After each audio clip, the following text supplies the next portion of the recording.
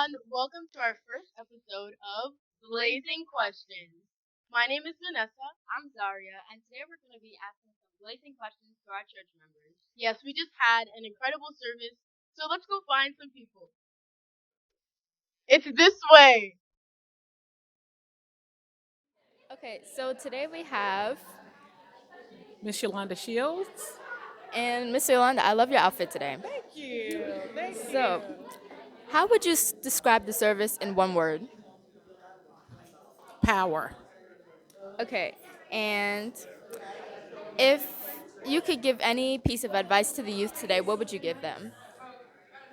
I would say start understanding what your gifts are and being able to utilize that gifts in the church, outside of the church, so that you're ready when the opportunity comes. I'm now here with, Victoria Murray. and I was wondering, is there anything that you learned in service that you can apply in your everyday life?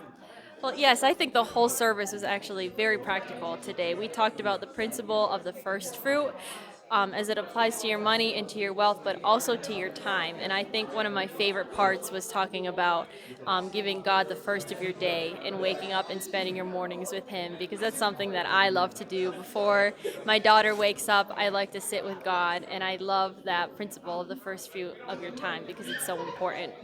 Thank you. And we're here with, Elder Marvin Hurston. I have to say, you are looking very sharp today. Ah, hey. Well, thank you, and bless the Lord. Okay, what is one thing that stood out to you today in service? Today, what stood out in service to me was the importance of us making God priority, number one in all we do, and making sure we are obedient, which shows we trust Him. Thank you. Hello, I'm here with. Reverend Corey Ann Clatterbuck.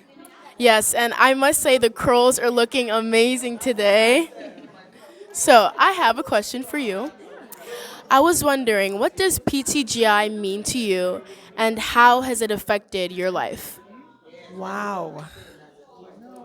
I first came to PTGI by reason of a prophetic word that was given to me. A prophet asked myself and Apostle Rebecca Murray if we knew each other.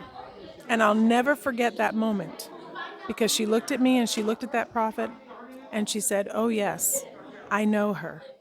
And the prophet said, "You too need to know each other." I have learned through my 20 plus years now at PTGI that knowing someone has to do with covenant. And covenant is a lifelong relationship, a lifelong process of learning and growing in the spirit of knowing. The same way that we know God is how He has called us to covenant with one another and know each other. PTGI has not just been an influence in my life, it has been a learning and a growing for a knowing about the covenant of the family of God. That's what PTGI means to me. Thank you so much.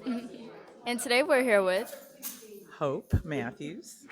so, Miss Hope, if you had to break down the message to a 5 year old, how would you do it? I think what I would say to a 5 year old is think about all of your blocks that you play with, or maybe all of your dolls that you play with. If you were to give your best out of all of your blocks or your dolls or whatever toy that you have, what would it be that you would give? Would you just give one block? Would you give two blocks? Would you give two dolls? Would you give five dolls? You would know when even your parents came and said, "I want you to give somebody your best." What would it be? Would it be the doll that has the raggedy clothes, or would it be the one that has the real pretty dress? And that's the same in our lives. Thank you. You're welcome.